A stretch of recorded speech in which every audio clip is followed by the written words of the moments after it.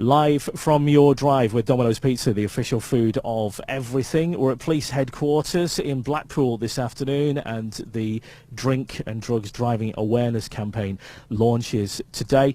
We're with a couple of the team here, very important members of the team. In fact, just introduce yourselves. I'm Sue Bushland, the Chief Inspector that has the lead for roads policing in Lancashire.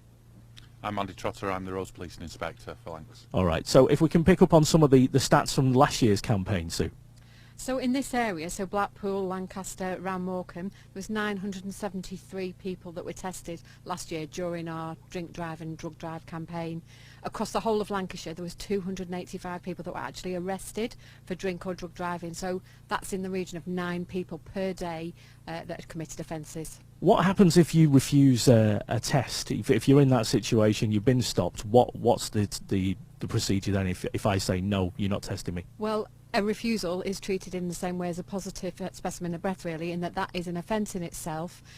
So a person that refuses to provide a specimen of breath will be prosecuted in the same way as a positive sample would be. Andy, let's talk about the consequences of obviously driving under the influence. Yeah, absolutely. It's a risk just not worth taking.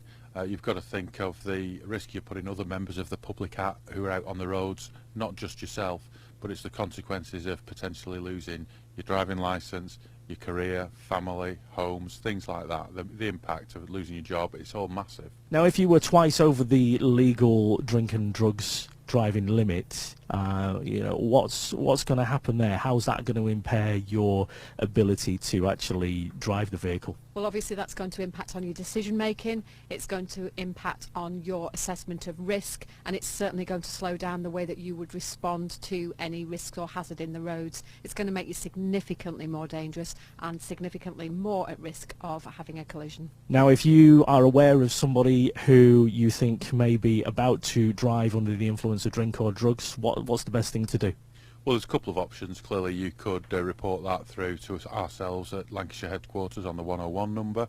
If it's someone who's going to do that immediately, sat in the pub with them, they're going out and getting in a car, ring it through on the treble nines. But also, if it's a regular drink driver that you're aware of, Crime Stoppers is a good anonymous way to let that through to us, and we collate all that information and act on it. Perfect. Thank you so much, guys.